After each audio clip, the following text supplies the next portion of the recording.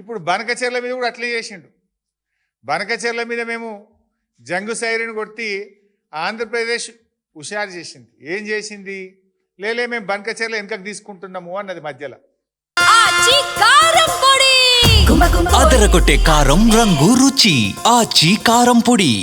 అది ఎందుకు వెనకకు తీసుకున్నారు అనే కనీస సోయి కూడా ఈ ముఖ్యమంత్రికి లేదు, ఈ నీళ్ల మంత్రికి లేదు. లేక ఏమన్నారు తెలుసా?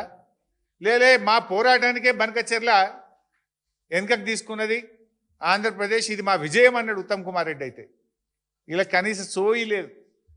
యాక్చువల్గా బనకచెర్ల ఎందుకు వెనకకు తీసుకున్నారో తెలుసా బైసాబ్? బనకచెర్ల అంటే గోదావరి బనకచెర్ల, అది లింకు.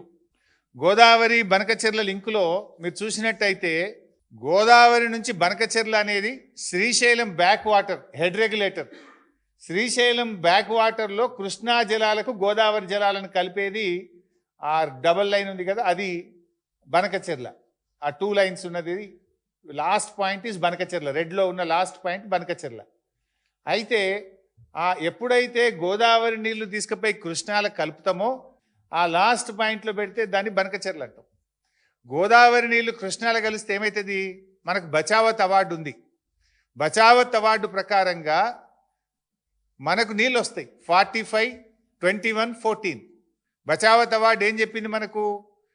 గోదావరి నీళ్లు పోలవరం ద్వారా కృష్ణాకు మళ్ళిస్తే 45 అబో నాగార్జున సాగర్, 21 మహారాష్ట్ర, 14 కర్ణాటకకు చెందుతాయి. ఇంతకు మించి తీసుకపోతే కూడా ఇదే రేషియోలో పై రాష్ట్రాలకు హక్కు ఉంటుంది అని బచావత్ ట్రిబ్యునల్ అవార్డు ఇచ్చింది. అయితే వీళ్ళు గోదావరి బనకచెర్ల పెట్టంగానే ఏమైంది?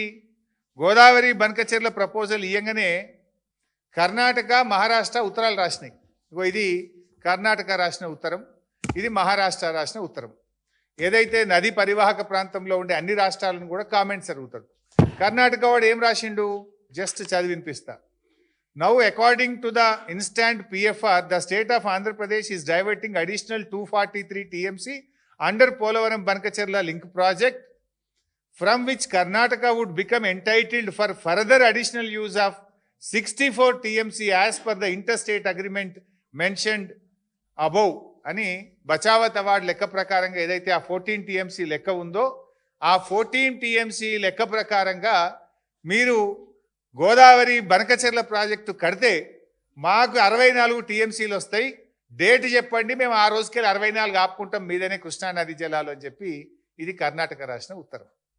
మహారాష్ట్ర కూడా వీళ్ళకు కూడా 21 ఉంది కదా, 45, 21, 14. ఆ 21 మేము ఈడ ఆపుకుంటాం మీద కృష్ణానది జలాలని వీళ్ళు రాసిండ్రు.